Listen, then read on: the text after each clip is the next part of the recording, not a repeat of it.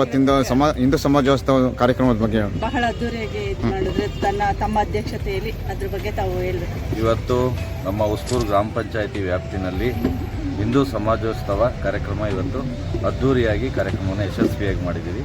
ಈ ಕಾರ್ಯಕ್ರಮಕ್ಕೆ ಮುಖ್ಯ ಗಣ್ಯ ವ್ಯಕ್ತಿಗಳು ಮತ್ತು ಸ್ವಾಮಿಗಳು ಮತ್ತು ನಮ್ಮ ಶಾಸಕರಾದಂಥ ವಿಶ್ವಣ್ಣನವರು ಮತ್ತು ಎಲ್ಲ ನಮ್ಮ ಸದಸ್ಯರುಗಳು, ಮುಖಂಡರುಗಳು ಮತ್ತು ಹಿಂದೂ ಸಮಾಜದ ಎಲ್ಲ ಗಣ್ಯರು ಕೂಡ ಇವತ್ತು ಬಂದಿದ್ದರು. ಅದೇ ರೀತಿ ಸ್ತ್ರೀಶಕ್ತಿ ಸಂಘದ ಎಲ್ಲ ಪದಾಧಿಕಾರಿಗಳು, ಸ್ತ್ರೀಶಕ್ತಿ ಸಂಘದವರು ಮತ್ತು ಇನ್ನು ಅನೇಕ ಗಣ್ಯರು ಕೂಡ ನಮ್ಮ ಇವತ್ತು ಹಿಂದೂ ಸಮಾಜೋತ್ಸವ ಕಾರ್ಯಕ್ರಮದಲ್ಲಿ ಆಗಮಿಸಿದ್ದಾರೆ.